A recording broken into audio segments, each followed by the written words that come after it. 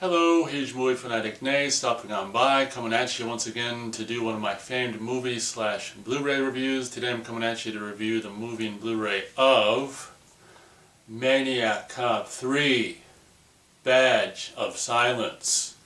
So, basically, I was just thinking in between reviews that, I basically saw the first Maniac Cop, I think in 1990.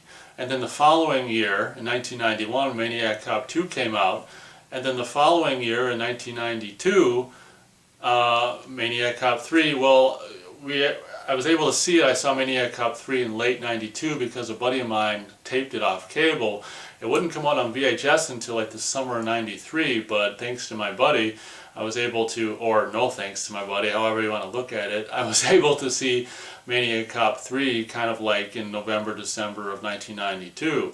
So this movie, as you can see in the, I'll get onto it a little bit in the Blu-ray, we've got a retrospective documentary, and as you can see, William Lustig absolutely hates this movie and was fraught with all kinds of just perils. I mean, William Lustig actually, I think, directed probably, maybe the action scenes or most of the movie, like 50 minutes worth, and then just left the production and was just like, oh my gosh, this movie has like a fraction, maybe a third or a fourth of the budget that the second one had, and it completely shows. It's a movie that basically just takes place, more or less indoors, and just it's LA doubling for New York. It's so funny because they show a shot. There's so many shots from like part 2 in this movie, either unused stuff or even stuff that had been used from part 2, but it's blatantly filmed.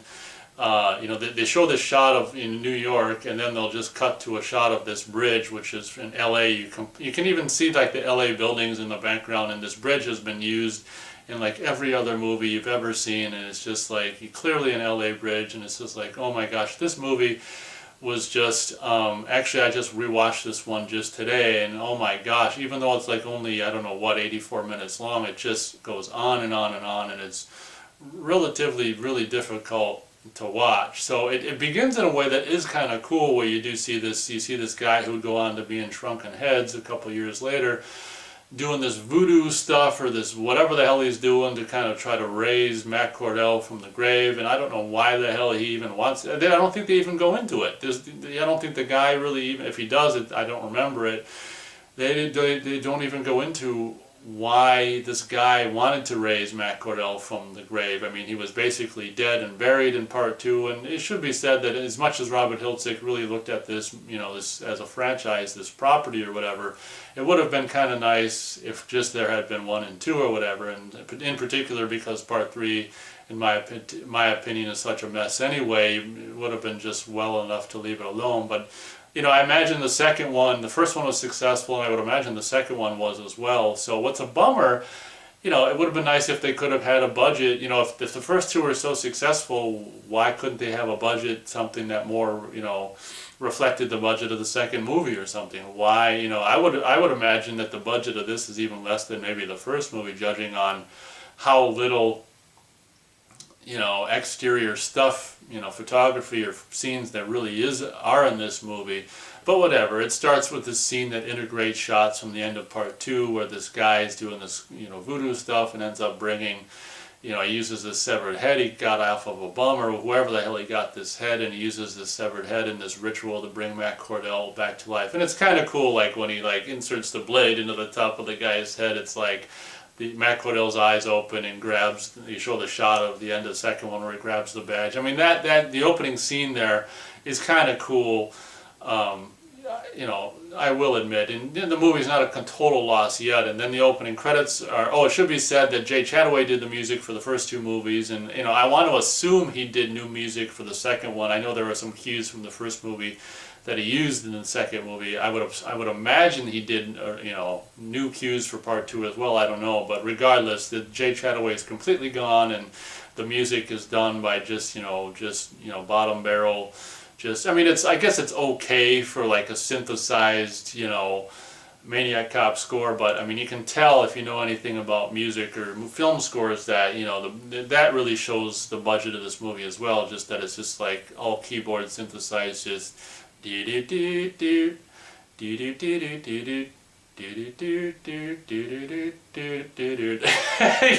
just, oh my gosh. And the movie really starts to get lame in the opening credits, where they're using all this, kind of raw footage from part 2 of, that they shot for part 2 of him walking with this, his sharp little nightstick knife thing, and just turning it to try to get the glistening on the blade, and clearly footage that wasn't meant to be used in the extended form it was used in the opening credits. And I don't know what, even being like whatever I was, 15 or 16 when I saw this, I mean, I knew all of the shots, even when I saw it for the very first time in late '92, I knew every single shot that was, filmed for part 2 that was in this movie. It was just like, oh my gosh. And whether it's Star Trek Generations using the exploding bird of prey from Star Trek 6 or whatever, or even Star Trek 2 using shots of visual effect shots from Star Trek the first movie. I really, really, really despise when sequels use shots or footage from a previous entry in their movie if it's not for like a better reason or whatever. It's just, oh my gosh. So that's how this movie opens. Voodoo guy, for whatever reason, and a reason I don't think he ever explains in the movie, and if he does, I completely forgot about it, even though I just watched it today, raises Matt Cordell from the grave. Then we are, it's kind of, the only thing that's kind of cool about this movie is the Robert Davi character continues, and we're introduced, and it's kind of cool, in the retrospective documentary making of, they say that they basically wanted to do, Bride of Frankenstein in this movie, and, knowing that, it's like clearly, I mean, it's, what the hell, it could have been a worse, idea or whatever. I mean, the idea is kind of okay that we're introduced at the very beginning to this Maniac Kate character who's kind of like the female version of Matt Cordell, where she's a super cop who uses excessive force, but she gets the job done or whatever. So it's the same kind of thing, not that she gets shamed in a different way, not the same way that it's politicians or anything, but there's these couple of sleazy assholes going around with the beta cam, news camera, trying to, get footage so they can sell for a lot of money to news stations and all this shit. So it's basically these guys' fault of what happened. Well, partially of having her name, Maniac Kate's name be smeared by basically this thing that's happening at this pharmacy, where this guy who's actually Jackie Earle Haley, and I'm not a big fan by any stretch of the imagination one way or another. This is the early '90s when he was doing things like the role in Maniac Cop 3 or the bad guy in Dollman as well. But for you Jackie Earle Haley fans who might not know anything about it, he is featured in this movie as a bad guy. He's not a big part or whatever, but he's in the scene at the beginning of the movie, and then later on towards the end as well when he gets broken out. But this scene, I do kind of like the action. The very limited action in this movie and shootouts and stuff, probably, I don't know, is done relatively well, and it makes you wonder, hopefully, it's probably, what's his name, William Lustig, who directed the action stuff. It's funny because when this came out originally on VHS, and I've got the original VHS, it was like directed by William Lustig and this guy who was also the producer. But when the Blu-ray came out, it's like William Lustig, I think he's in charge, I think he runs Blue Underground Distributing, if I'm not mistaken. So I mean, he basically just took his name off, on the packaging and on the movie itself. The director, I don't know if he just made up this name for the director of Maniac Cop 3 in the credits or what, but is it on here?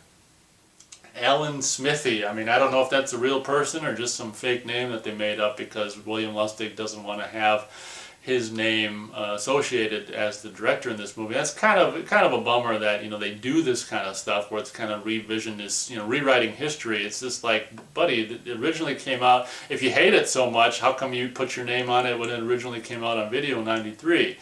Like, originally on video it was William Lustig as director and this producer, this Joel Soassisen or what, whatever, however the hell you pronounce his last name. But I kind of think it's, a little bit of rewriting history, like, you liked it enough to put your name on it then, but not enough to put your name on it now, huh, buddy? But where the hell was I going? I think what I was saying is the action scenes are filmed and cut relatively well. They're very, like the couple that there are or whatever. So I think that it's very possible that all the action in the movie was directed by William Lustig, and All the stuff that was filmed to make it feature length was probably directed by that producer, that Joel, whatever the hell his name is. But anyway. So as I was saying, there's this very pivotal scene where at this pharmacy or whatever, this guy played by Jackie Earle Haley is like apparently has this place apparently has this place taken hostage, and this, you know, basically just this druggy head is just taking all these pills and shit, and he does a good job at being this just, I don't know, whatever. And these two sleazeball guys with the camera are recording it, and like, we're gonna be able to make a mint off of this footage, and it's just like, so, and then the Maniac Kate shows up, and the guy ends up back in the pharmacy with this one chick, and it all looks like she's a victim and stuff, but, you know, basically Maniac Kate goes around, you know, up on the up and away on the roof, again using a shot briefly from Maniac Cop 2. She goes up on the roof and smashes down into the pharmacy back room through that way, and, you know, basically shoots Jackie Earle Haley in the arm twice. I don't think he doesn't. She doesn't kill him because he's alive later in the movie. But then once he's shot, the pharmacy chick grabs a gun and is just like, "You killed him!" So he basically shoots Maniac Kate, and she's like, "You buzzed him in." And she gets shot twice before shooting this chick in the head dead. And these assholes film this whole thing, and of course they cut it to make it look like, and give the news station, you know, to make it look like she just brutally killed the victim and this bad guy. And that's kind of how, you know, her name gets smeared, kind of like Matt Cordell's name got smeared. And at the same time, she's like brain dead. This character's brain dead. So from then on, like around the same time, Matt Cordell is like, I don't know, he arrives for whatever reason at the lair of this voodoo guy who summoned him. And I think he's basically going there to kill him, and then the voodoo guy talks him out of it. He's like, well, you know, people who are summoned, they're only, you know, brought back to life, are only brought back to life if part of them if they want to be brought back to life. So it's not my fault, it's yours. He talks Matt Cordell out of killing him, basically. Pretty smooth talker. But just saying it out loud, it's just it's funny, man. So, you know, at that point, I don't even remember. Oh, what I was going at is, you know, while he was there and decided not to kill the voodoo guy, he hears on the radio, and it's funny because, you know, the Robert Davi character and Matt Cordell are like hearing two separate, you know, Cordell's hearing it on the radio and Davi's in the hospital with this hot blonde chick. Apparently it's their first movie, and apparently they actually, you know, probably hooked up for real. And I gotta tell you, man, Davi sure got the better deal out of that deal, man. Compared to her, but so it's very possible that, you know, during production or after production, that Robert Davi was actually, you know, slipping it to this blonde chick in Maniac Cop 3, and you can actually see, you know, the frickin', I don't know, chemistry or the twinkle in her eye during the scenes. Like, you can actually see it, and then, you know, knowing that there was actually a thing going on, you know, during or after or whatever briefly, it's kind of interesting. What the hell was I saying? I'm really bad at this. Oh yeah, what I was saying is Robert Davi character and Matt Cordell get pretty much the news at the same time. That, you know, I guess that's when Matt Cordell kind of learns about this Maniac Kate character, and I don't know why, you know, I guess he just, having been framed himself, you know, he just assumed she was framed or whatever. And from then on, the movie is basically about Matt Cordell's quest to, you know, whatever. He wants her for himself. At that point he decides that she's going to be his bride or whatever the hell. You know, he's going to clear her name or get her out of there, and then whatever. So that becomes the plot point, if you know, well, if you can call it that, of this particular movie, is the quest to basically, and I guess, you know, to be fair, I mean, that's one of the things I actually like about this movie. Probably the only detail I like about this sequel, or this Maniac Cop movie, compared to the first two, where I mentioned in my review the second movie, I'm not too keen on, you know, Maniac Cop just killing innocent, you know, store clerks and stuff and innocent people on the street. So at least this way he's more of an anti-hero, in the sense that he's killing bad people who, like these two asshole guys with the camera, and people, and like doctors and lawyers and shit who conspired, or, you know, who are basically making a living off of this shitty situation that was started by these two assholes in the first place who videotaped it and cut the footage to better suit their own needs. So basically, in that way, that's probably the only thing I like about this sequel more than the first two, is that he's actually not just killing innocent people, he's actually killing kind of more mean-spirited bad people. So I'll give him that for this movie anyway. Every time I watch this, I completely and totally forget that Robert Forster makes a very, very, very brief appearance. And it's probably some of the footage that the producer guy shot to extend this to feature-length running time. There's this cool scene, and it's not only Robert Forster, but it's also this guy who, was in kind of the bad guy, or one of the, henchmen from Trading Places, that guy from the 80s and stuff. He's in the scene talking with Forster. I think he's a lawyer in this movie.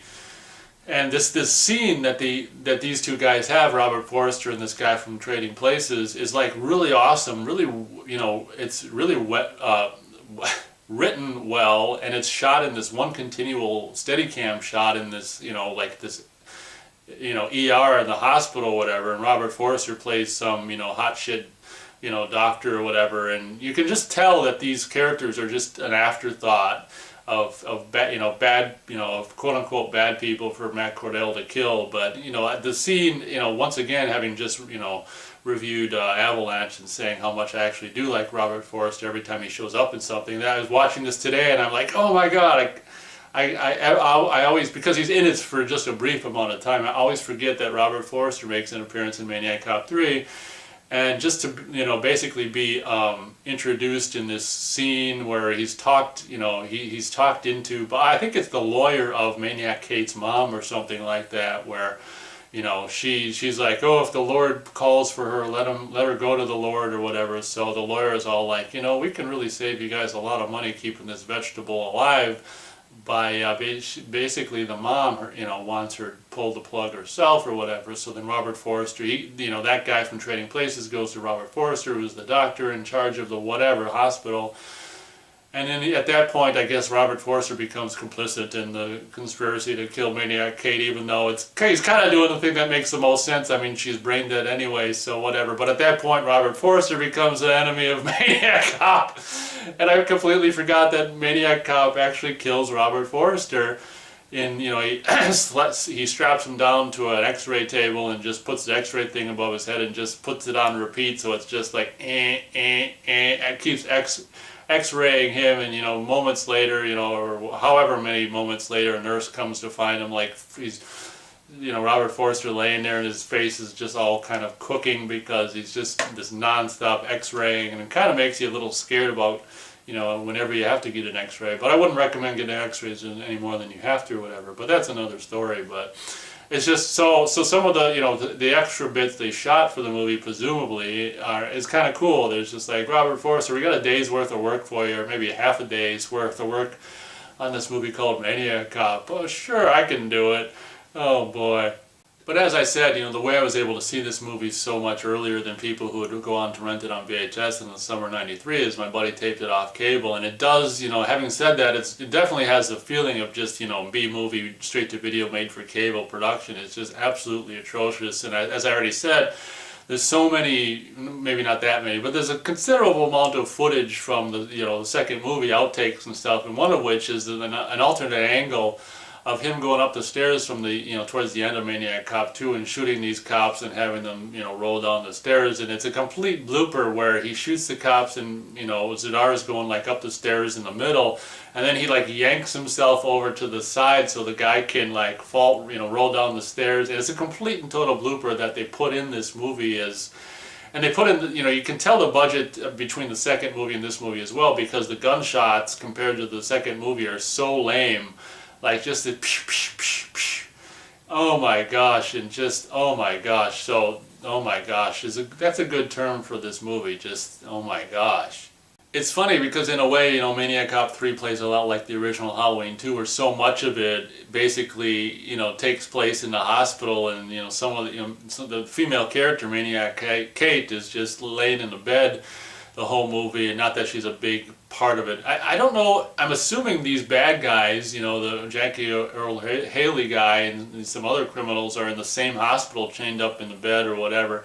But one of the best action scenes, the shootout at the pharmacy is a really cool, even though it's really, really short. And one of the best action scenes in the movie, which is probably directed by Lustig, it's done pretty well and really kind of cool before I'd seen any John Woo stuff, like any Hong Kong John Woo stuff, is the Robert, basically Matt Cordell goes in there and basically gives the Jackie Earl Haley license. He unhooks some handcuffs from the bed and gives them a gun basically so he can shoot their way out.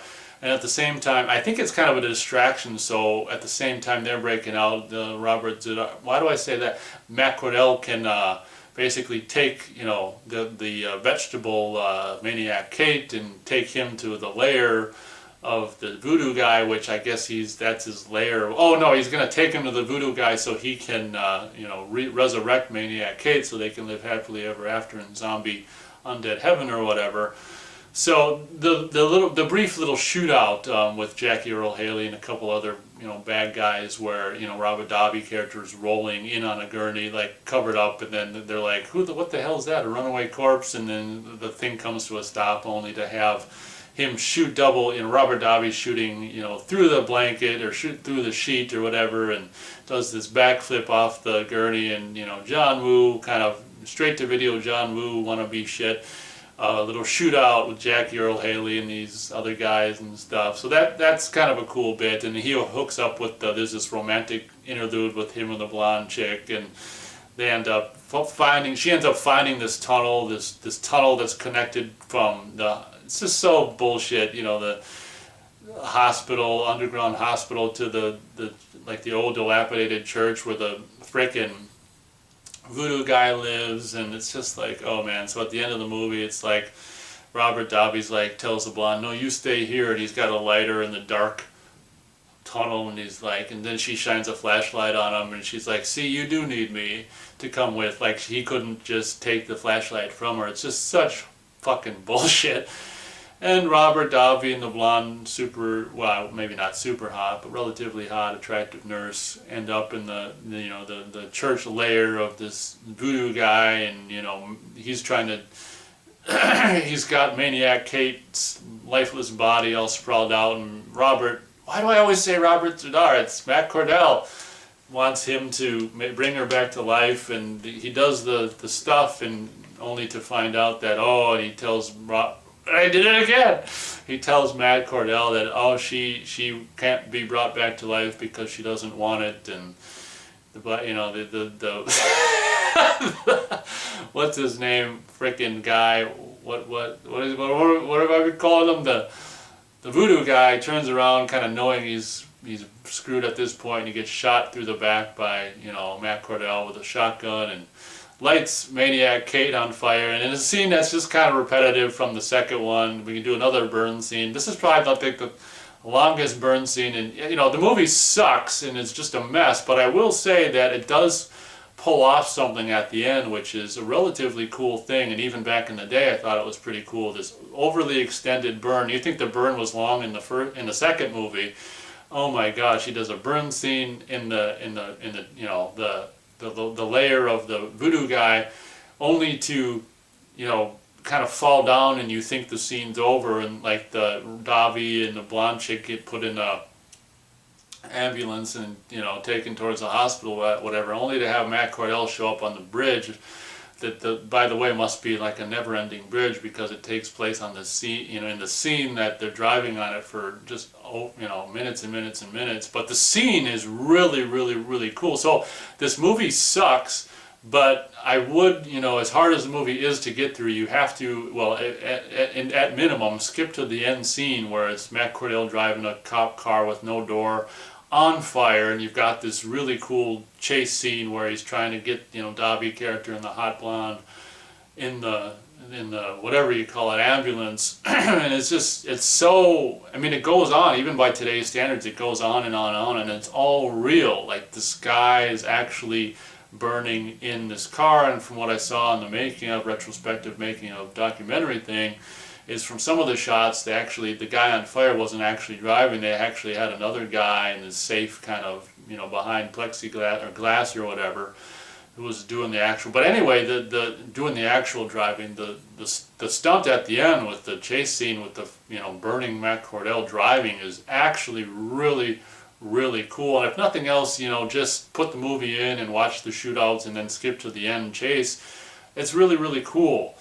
And it's funny how this line that this chick says, like halfway into the chase scene, is just, "I hate this." I always thought it was just the weirdest line, like something like they accidentally recorded the actress saying, like, I don't know, during production that she didn't know she was being recorded, and then they put that into the movie. It just seems so weird that to have the characters say, "I hate this," like you're gonna like it. Like it needs to be said, but oh well.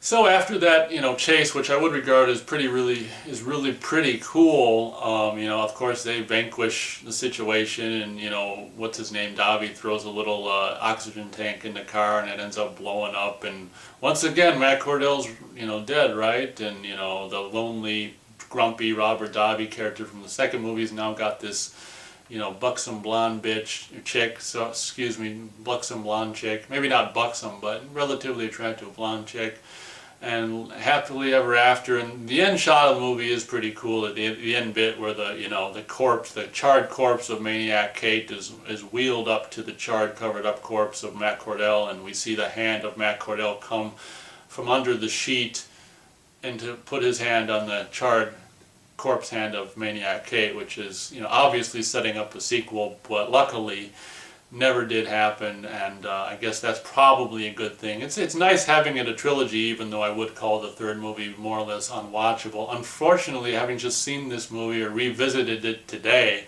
I'm only going to be able to go 1 star out of 4 stars for Maniac Cop 3, Badge of Silence, and actually it was going to be lower than 1 star, more like a 3/4 stars, but the action, the limited action that is in the movie, and combined with the absolutely fantastic, miraculous, chase scene, driving on fire chase scene at the end is really great. So if it wasn't for that, it'd be less, but I'll give it 1 star for having certain elements that I already mentioned in the review, and along with that, and some of the action as being relatively done well. So on to the review of the Blu-ray. When it came out on VHS, it was touted as unrated, and I don't know. I think I've pretty much only seen the unrated version. Possibly, maybe it was the R-rated version that my buddy taped off cable. I don't remember, but the versions that I owned were, I think, were all the unrated versions. I'm not sure I've ever seen a non-unrated version, but the Blue Underground DVD/Blu-ray release is also touted as unrated version as well. And one thing I was disappointed at back when I got this in 2013, that's when it came out, the 2 and 3 Blu-rays, is that it's like, the first 2 are like 1:8:5, and for whatever reason, when they made this Blu-ray, it's like it's the 2:3:5 ratio, and it's just like, what? So like the least, the one that was like more made for cable than any of the 3 movies has this aspect ratio that's absolutely, it's kind of like that, it reminds me of that Super 35 that James Cameron used in Terminator 2 and True Lies and Abyss and stuff, because there's, on this Blu-ray release that's 2:3:5, there's top and bottom that's cut off, that's matted, that I remember seeing in the full 133 home video VHS version. So maybe you're gaining some on the sides, but then you're losing some on top and bottom. I just hate that crap, and I really wish that this was just a 1:8:5 ratio. I think it's so pathetic, in particular if you're making such a low budget movie. Why the hell are you going to shoot in that ratio when you're never going to be, I can only assume when they made this movie they knew they're never going to be in the theater. And I just think that's so absolutely ridiculous. But having said that, the image is, it doesn't blow your ass off like Maniac Cop 2 image does, because I think the movie never because of its budget, it wasn't necessarily ever an amazing looking movie to begin with. But obviously it's the best that you've ever seen Maniac Cop 3 in before, and probably the best you'll ever be able to see Maniac Cop 3. The image, the sharpness is fantastic, but the image, unlike the Blu-ray of the second movie, you never find yourself looking at it going like, oh my gosh, that's beautiful, because none of the photography really is very good. It's all like, for the most part, nighttime exteriors or fluorescent interior footage. It's not something that's really going to lend itself to being beautiful, by any stretch of the imagination. You've got one less audio option on this release compared to the Blu-ray. The second movie, you've got DTS 5.1 or just English Dolby Surround 2.0. Once again, I just watched this on my TV with just the stereo speakers, and I picked the stereo soundtrack, so I can't comment on the 5.1. But the sound design in this movie is so crappy, and to begin with, I can't imagine the 5.1 really sounding very good anyway. But the extras, as you can see here, is Wrong Arm of the Law. I think it's about a 25-minute retrospective documentary with interviews and Robert, I was going to say Hiltzig, but this guy's not Hiltzig, it's, I can't remember his name right now. William Lustig, the guy who was a part director on this movie. All his interviews in this Blu-ray release is just how much he hates this movie and hated the production and all this and that. And some of the actors, you actually got Maniac Cop doing the brief, interview, Robert Davi and the blonde, and I think Larry Cohen and the producer guy, who's the Joel Sisoli, I don't know, whatever. And then you've actually got some. He probably did some of these reviews are probably people from the interviews from the Blu-ray Part 2 as well. But then you've got the Spyro Wazalius or whatever the hell a stunt coordinator's name is, does an interview and stuff like that. So I mean, it isn't, the 25-minute video is kind of an interesting insight into this just absolutely just disastrous production, and I would agree it's more or less a disastrous production. And deleted and extended scenes, I don't know if I ever looked at any of those because the movie is way long enough as it is, but there are deleted and extended scenes. Theatrical trailer, which I watched today, it's got this really hokey just direct-to-video kind of narrator guy doing just narration, and it's just so obviously kind of straight-to-video trailer stuff. Poster and still gallery, original synopsis. So that's pretty much my review of the movie and Blu-ray of what's this called? Maniac Cop 3 Badge of Silence. More or less, well, I guess I could say definitely not exactly a recommended movie. And although the Blu-ray, it does say, what I didn't mention with the Blu-rays of 2 and 3 is it's just like the brand new 4K high definition transfers. In this case, it says from the original uncensored negative. This definitive presentation of Maniac Cop 3 comes packed with exclusive extras. I think the same thing applies for the Blu-ray of Part 2, which I didn't mention. I think it was a new 4K scan at the time, but I still remember, as I said in my review of that, like reviews were just all around crazy, just excited and happy about that transfer. This one, as I said, this one was never necessarily a good-looking movie to begin with, and it's still not necessarily a very good-looking movie. So thank you. I mean, the movie's not really recommended, and I don't know, the Blu-ray doesn't really blow my ass off either. So it's really, you can really just save yourself the time and money and really not bother with this movie or its Blu-ray release. And a lot of you guys are completists, and you have to own all 3 of them. And why did I get this? I guess I forgot how kind of stupid it was, and I don't know. Part of me liked it because it's sentimental value, and I remember being mostly disappointed at this, the 2:3:5 aspect ratio. I was just like, out of all the movies in this, trilogy, this is the last one who should get that kind of ratio, but whatever. Thank you very much for watching this video, and as always, we'll catch you on the next one.